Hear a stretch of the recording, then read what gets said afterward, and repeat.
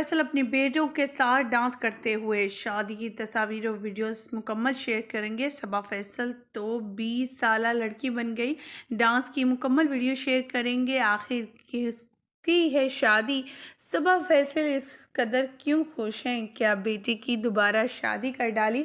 आज की इस वीडियो में मुकम्मल आगाही देंगे। जैसा कि आप सभी जानते हैं, सबा फैसल के बेटे के हवाले से पिछले दिनों काफ़ी न्यूज़ आती रही थी। इनकी डिवोर्स की, अब दूसरा बेटा जो है कवारा है। इनकी शादी की धूम हर तरफ मची हुई थी कि अदाकारा शोबिज़ इंडस्ट्री के नामवर अदाकारा से शादी करने जा रही है अपने बेटे की। सबा फैसल की फैमिली में, इनके घर में खुशियां आई हुई हैं और ये खुशियां हैं कि इसकी क्या वाकई में ही इन्होंने अपनी बेटे के लिए कोई दुल्हन ढूंढी है। चले आए देखते हैं और निकाह की वीडियोस भी शेयर करते हैं आपके साथ।